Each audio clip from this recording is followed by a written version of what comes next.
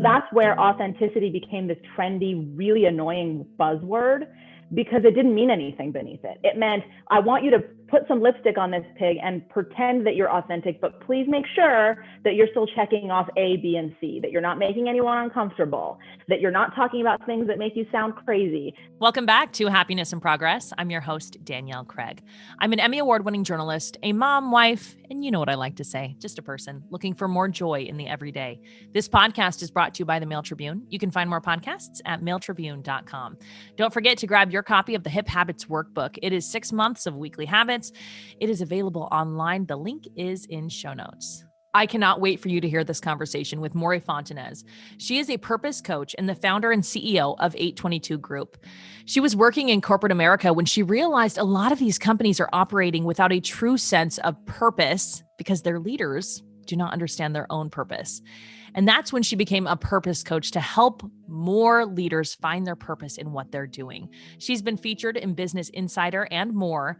In this conversation, we talk about what it looks like to find your purpose, what happens when someone is working without their purpose, how you can be authentic to yourself instead of someone else's rules and box they've created for you, and how to listen to your intuition, especially if you haven't been. There is a lot more in this conversation, so let's get to it. Thanks, Mory, so much for coming on the podcast. I'm so excited to chat with you today. Thank you for having me. I'm excited to be here. So I first want to start with your title because I love it. You are a purpose coach. Tell me a little bit about what a purpose coach is. Yeah, it took us a while to get to this place of claiming purpose coach. And that's because I come from this really traditional background of crisis management and change management, where I would go in when a big brand, Fortune 500 company usually, was in some kind of change or chaos or, situation. And I would be the one to kind of help them see the answer, see the light through. And I got to a point in my career at that phase where it really started to feel like I was treating the symptom and not the actual disease. And that's where 822 Group came from, which is my organization that I've started, where my mission now is really to work with leaders and their brands on the core of who they are, which is their purpose. Mm-hmm. And my hypothesis, which I've proven to be true over and over again throughout my 20-year career, is that when there's deep alignment with that purpose, you are able to then navigate through this chaos or change with grace, and by increasing your brand loyalty and trust amongst your workforce, because you're authentically speaking to your truth. Mm-hmm. And I think where purpose work right now has gone wrong is it's a marketing stunt. And what I do is about making sure the leader understands their higher purpose first. So I'll start with the CEO or the leader of whatever group I'm working with and work on their purpose first and then get to brand purpose. And so that's how we got to this, concept of purpose coach, is that for me, it's about coaching, guiding, being the flashlight to turn on your own beacon, your own North Star, so that you can then come from an authentically purposeful place and build a purposeful brand. When someone is not in touch with what their purpose is, what kinds of things are going awry? What's not working? The first biggest tell is a deep inauthenticity, because there is a lack of knowledge of why you're doing what you're doing. Why, especially when you're a leader, you care so much about what you're doing. And so what we do is we replace those gaps with other people's stories, with what we should care about, with what should matter. And we start leading through this sense of should, which creates a disconnect with people, with your workforce, with your customer, because people are starting to wake up, is what I say. And when you wake up, your frequency goes up. And when a leader is not coming from a purposeful place, people are looking at them thinking, what's the disconnect here? And that's how, I could get into this forever, but I really believe cancel culture has started to rise, is because people are awake and they're looking at people that are not and saying, hold on a minute. You're saying one thing, but you're acting a different way. And so that is the biggest tell of a misalignment with true higher purpose for a leader, is inauthenticity. And inauthenticity that's been trained into you. It's not something that you're doing out of a, malignant place. It's just what you've been told success looks like, what you've been told leadership looks like, rather than tapping into what is my unique point of view? What is my unique talent? How do I inspire people in a way that's true to me, and leading in that way? Mm-hmm. You don't even know you're doing something wrong when you're not woken up. Because exactly. I remember when I kind of had my wake up year, I was working in journalism, working long hours. It was chaos. Everything looked really successful. And on the inside, it did not feel successful. And everyone was like, you just got to be authentic. You just got to be authentic. And I'm like, what does this even mean? What is authenticity? And I couldn't even figure out what was the authentic me. I mean, that's kind of sad, but I think that a lot of people are stuck in that place of, wait, what does authenticity look like for me? Yeah, because what you're being told is you need to be authentic by following these rules and still fitting in this box. And that is such a bunch of crap, right? That's not possible. And so that's where authenticity became this trendy, really annoying buzzword, because it didn't mean anything beneath it. It meant, I want you to put some lipstick on this pig and pretend that you're authentic, but please make sure that you're still checking off A, B, and C, that you're not making anyone uncomfortable, that you're not talking about things that make you sound crazy, that you're not, whatever it is. Authenticity had with it a bunch of baggage that is totally counterintuitive to what that word means. Mm-hmm. Oh my goodness. I love that. I just want to shout it off from the rooftops. So if someone's listening and they're like, oh my goodness, I maybe am acting out of what everyone else wants me to do. I'm not being authentic to myself. I don't know what my purpose is. Where should they start? What is a starting point for them? So I always say that awareness and curiosity are the antidote to this feeling of being lost. My best friend always calls me and she's like, hey, tell me what my purpose is. And that's our joke, because I always say to her, that's not what I do.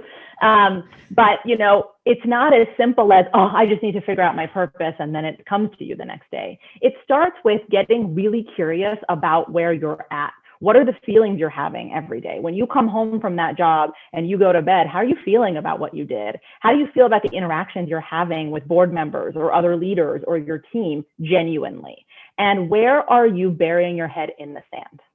And you're burying your head in the sand because there's a tiny voice that's in your mind all the way in the back that keeps trying to get your attention, that you keep trying to turn off.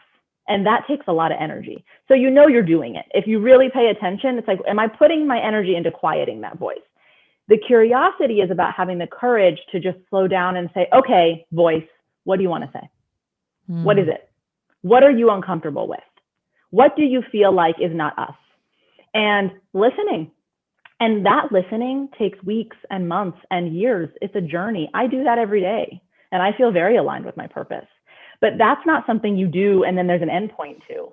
That's something you do that starts to open doors, that starts to create enlightenment for you. And when you listen to that voice, it starts to tell you where it's uncomfortable. And then when you understand where you're uncomfortable, what your truth is, then the next stage is, okay, what is holding me back from speaking that truth or living that truth? What limiting belief systems do I have? What stories have I told myself from childhood that other people have told me that are telling me if I am this way, it's not okay? For me, in my case, it was I was too rebellious. I was too rebellious. Well, that's because I was a daughter of an immigrant mother who was separated and divorced and just trying to survive. And so to her, it's like, if you're out there doing all this crazy stuff, trying to be bigger than I need you to be, it's scary.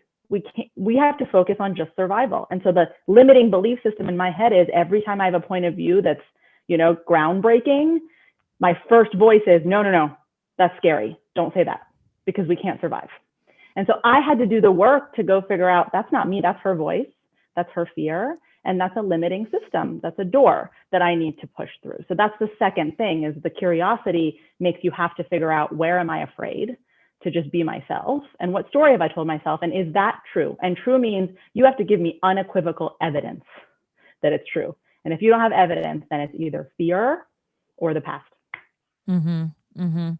I think a lot of people get scared of the word purpose. Like they're afraid it needs to be something really big and grandeur, and they need to impress everybody, probably because of what we've learned about success. What would you say to that? Performers have purpose. Storytellers have purpose. Anything that you're doing that is what I call purpose is this combination of what you're naturally, innately good at, right? And that's for your highest good and the highest good of others. So let's take a performer, for example. My daughter is a performer. She goes up on that stage, something turns on that does not happen at home. And when she's doing that, she's in line with her higher self, but she's also feeling good about herself and she's making us feel good. It's for the highest good of all of us. So that's the only criteria that you need to hit is, what am I naturally good at? Is it for my own good and for the good of others? That's your purpose. And that could be anything. You could be an attorney. You could be a dancer. You could be a poet. It's irrelevant. You don't have to go join a nonprofit or become a monk to be purposeful. That's a lie that we've been told about success by very powerful institutions so that we could be cogs in their wheel. Because if we all thought we could be purposeful and make money, then no one's going to show up and clock in and clock out and get someone else's dream made for them, wow. Right? So we had to be told this lie that purpose and success are not synonymous. And if you want to be purposeful, then you have to live this hermit lifestyle, or you have to work in a nonprofit. We're awake now, and we see the truth that, nope, I don't need to be a cog. I'm not going to work for your dream. I'm going to work for mine, which means I have to accept that purpose and wealth, or purpose and success, are not opposing forces. They're actually the same thing. Mm-hmm. I love that. Can somebody find their purpose working for someone else? Absolutely. You don't always have to be a leader, in the sense of being a CEO or owning your own company. Let me say it that way. I think everyone's a leader to find purpose. I think absolutely everyone has a purpose, everyone. And what it's about is not owning your own business. It's about figuring out, am I in the right business? A business is a community. It's a collective of people that are working towards something. This is what I try to convince my clients all the time, right? You have to have a why so that your people can feel like am I aligned with this why or not? Is this why aligned with who I am? Patagonia does a fantastic job of this. And the people that work for Patagonia are purposeful people. Their purpose has to do with nature or adventure or the planet. And each of them fulfill that purpose in their own way, and then collectively, and that's how you have a brand that's living and breathing purpose. It's not just the CEO, it's every employee. But once you put that beacon out there, people can figure out whether it, shines a light on their own purpose or not, and then they're magnetized to it. I love that. I love that a lot. I think that's really, really empowering for everybody to hear. I've worked for a lot of leaders who operate out of fear. and yeah. I'm sure in the last year, a lot of people have been operating out of fear. So how does knowing what your purpose is help you operate out of abundance rather than fear? Yeah, I love this question. And I think that when I talk about abundance, people have this assumption that I'm having an airy-fairy conversation about energy. When really, part of my career was on managing M&A. Right? So I understand market conditions. I understand when an investor wants something from you, or there's a board that you have to report to. It's not about being airy-fairy. It's simply about understanding that there is more than one right answer. That just because your audience, whoever it is that you're trying to please, whichever investor or number you're trying to hit, thinks it has to happen in one way because that's the way we've always done it, which, by the way, is the killer of all innovation, that sentence. That's not an abundant mindset. An abundant mindset is, there is a plethora of avenues ahead of me to reach this. And if I see that there's a plethora, I can then pick the one that's for my own highest good and the highest good of all else. If I see that there's only one avenue, then I'm going to abandon both my highest good and the highest good of everyone else. And it's only the investor's highest good that I care about. I've seen plenty of leaders and brands embrace that and still make their investors happy while also being able to go to bed at night and feel good and make their workforce happy and their customers feel like, wow, this brand really gets it. So that's an abundant mindset. A fear mindset is, or a scarcity mindset is, there's only one way to do this. And if I don't do it this way, I will be different. And if I am different, I am less than. And if I am less than, they will find me out. A lot of leaders out there have imposter syndrome. A lot of celebrities have imposter syndrome. There is a notion that they have it all together when we look at them, but there's this constant wheel playing in their head. They're going to find out I'm not as great as they think. They're going to find out. And that voice is the one that's triggering you to fear and triggering you to scarcity because you think I'm going to be found out, which is not the truth. But that's the fear mindset. How can someone stop living that way? That's a hard way to live. Yeah. Again, I think you have to find a way to get into relationship with yourself. You have to find a way to really figure out where these feelings you're having are coming from and not being afraid to have a dialogue with them. I have so many friends who I think sometimes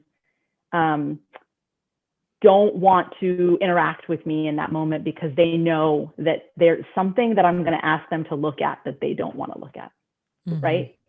And that's, I think, what we do when we're overwhelmed. And right now, a lot of us are overwhelmed. And so we think, I just can't look at it.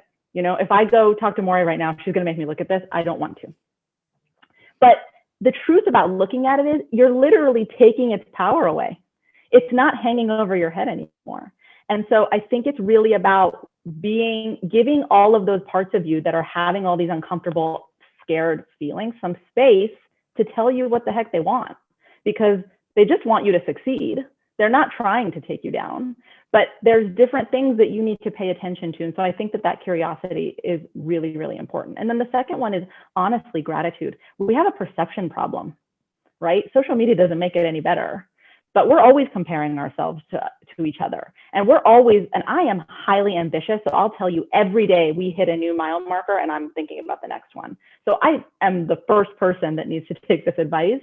But sometimes just stopping and looking back and being like, wow, look at what we've accomplished, and celebrating those successes and practicing gratitude for where you're at is so generative. It literally puts out the signal that you're ready for more of that rather than not like this. Not like this is a negative message. You're just inviting negativity in. So what is it? What does it look like? What do we want more of?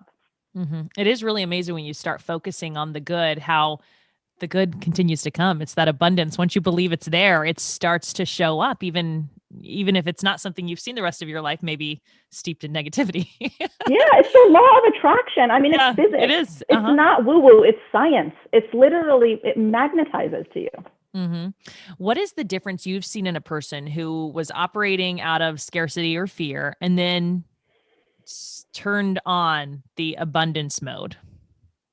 Oh my God. I have a couple of really favorite clients that have been with me for a few years now, who came to me from a crisis standpoint, because I do crisis management. So something went wrong and they were afraid that their reputation was going to go down the toilet.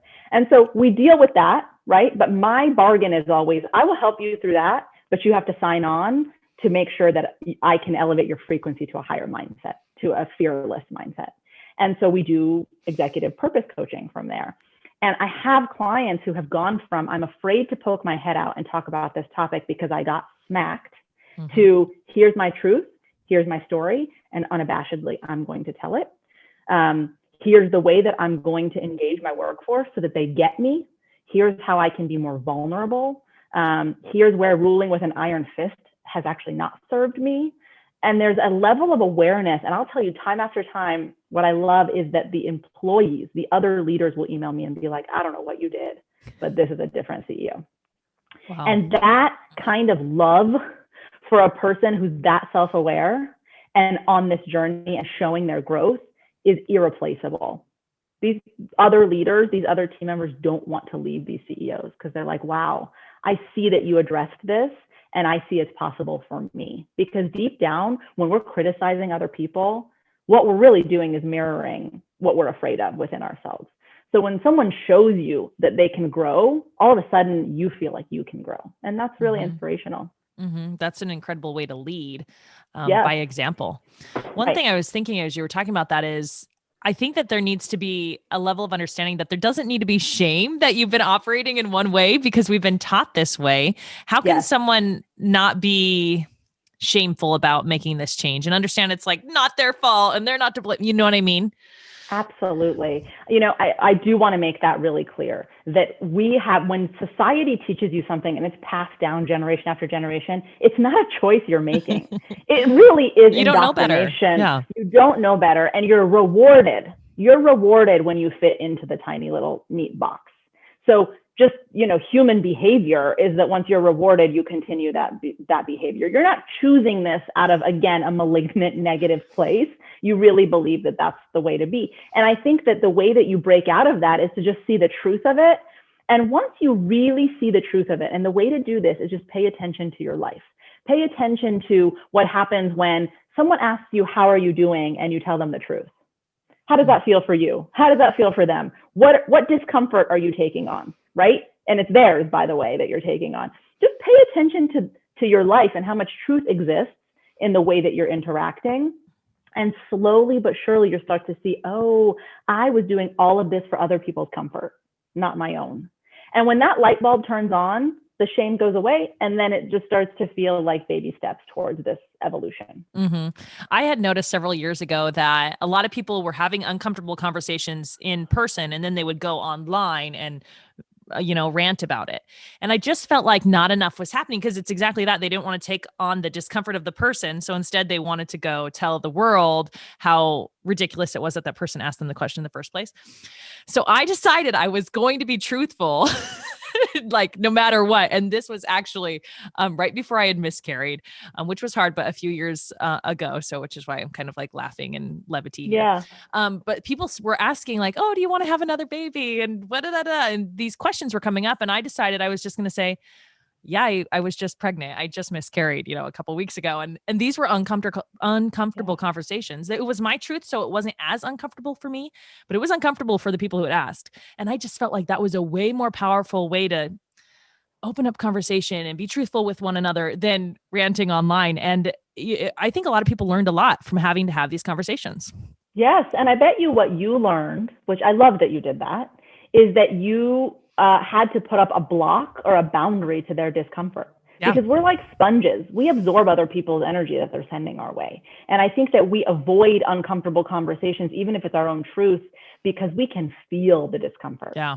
Mm-hmm. Right? You're right. And I can go right back to those moments. And you created a boundary somehow where you said, you know what, that's yours. And by the way, I tell people this all the time when they're like, how do I handle X, Y, or Z with this employee that I'm worried is going to be upset by this conversation? I always say, when they feel uncomfortable, they're growing, literally. Mm-hmm. And so by not having that conversation, or by, in your case, not allowing them to have that discomfort, you're disempowering them. Mm-hmm. You are enabling them to stay small because they don't have to feel uncomfortable. And I think we all need to understand this, that it's not our job to stop other people from feeling uncomfortable. Their discomfort is the only way to their own enlightenment. And when we take that on, we literally are stopping their growth. Mm-hmm. Yeah. And discomfort is growth. I love it. Yes. It's true. Speaking of discomfort, I always think of the 80s and all these women going to work and they're dressed like men, and in part to make the men feel comfortable that the women are there and they're dressed like men.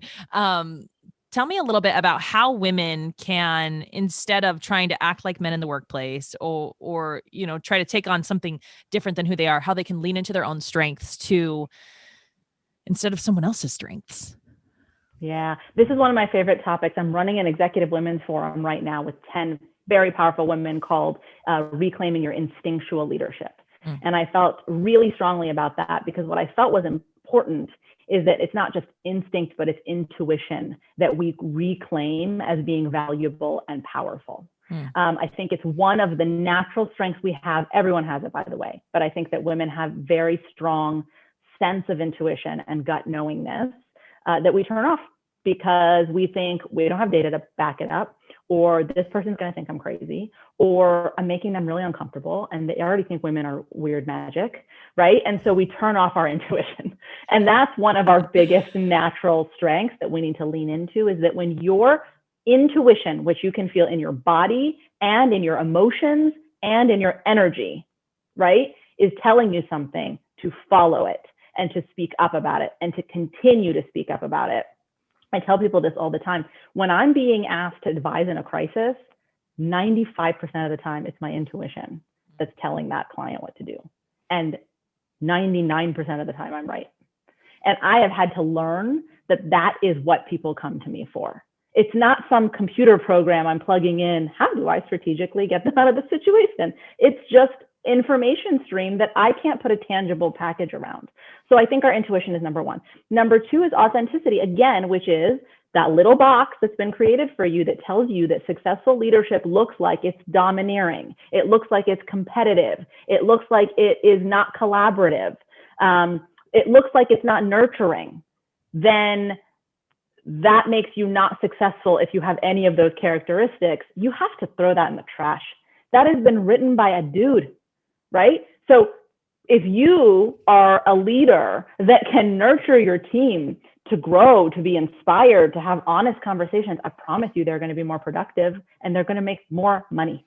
Mm-hmm, mm-hmm. So really taking these prescribed characteristics of what successful, I'm doing air quotes, leadership looks like, and just asking yourself, are those male characteristics or are those like just genderless? If they're genderless, okay. But if they're really male characteristics, something's wrong here. Somebody else wrote this for me and I have to dive into who I am. I love it when you said some dude made that up because it's true. And it's true about a lot of the structures that we're living by right now. How can a woman determine what her unique qualities are? Yeah.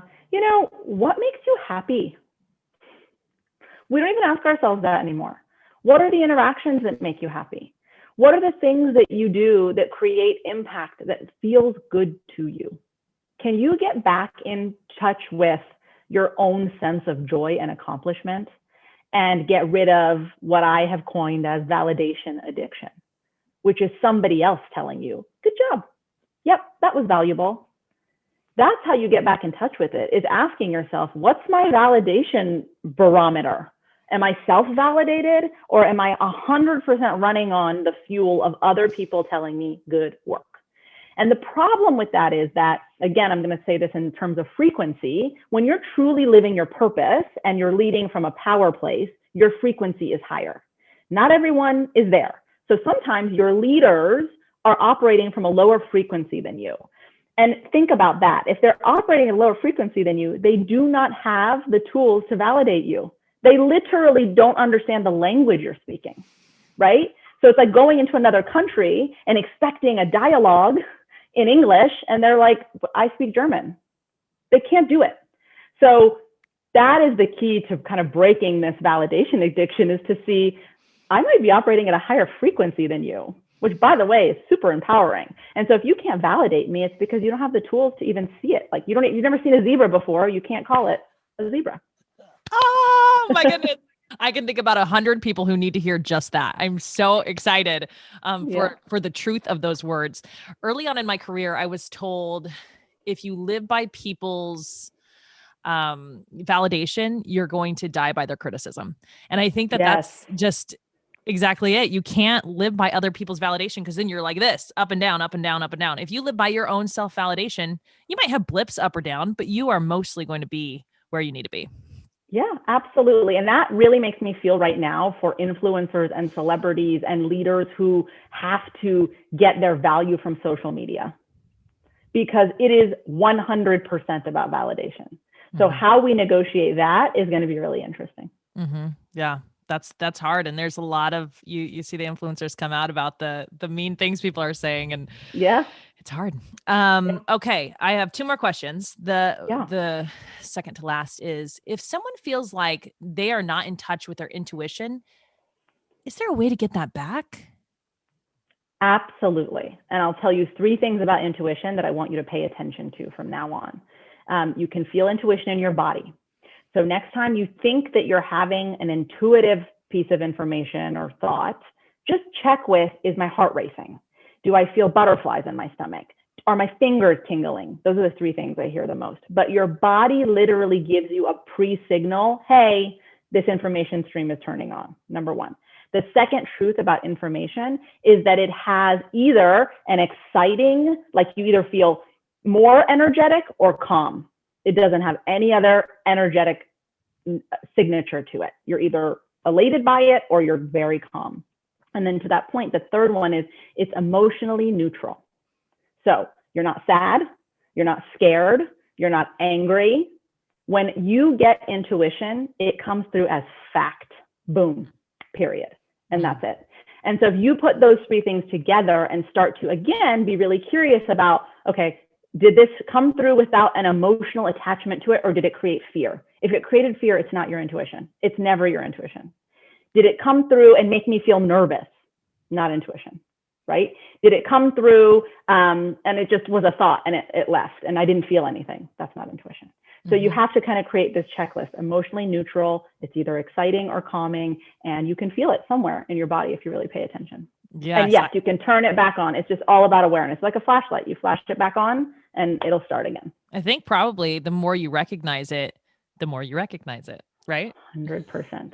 100%. And, all right. Last question is the one I ask everyone. This podcast is about finding more joy in the good, the bad, and the in-between. So what is your tip to finding happiness when things are good and when things are bad? Presence. Really sticking to the moment you're in and trying to find something that you genuinely feel gratitude about. At bedtime, my two kids and I, every night I ask them, what are three things you're grateful for? Because I'm trying to bring them back to the day that they've had and being present. So if you can, my grandmother used to always say, if you're healthy and you're walking around, that's already automatically two things that you can be thankful for right then. But having that presence of mind and gratitude is monumental. I love that. Thank you, Mory, so much for coming on the podcast. I am so excited to share all this invaluable information with my listeners. Well, I love talking to you. Thank you for having me. I just love talking to Mory. It's so much good from this conversation. I hope you enjoyed it too. Of course, all of her links are in show notes. And I want to thank you for being here on Happiness in Progress.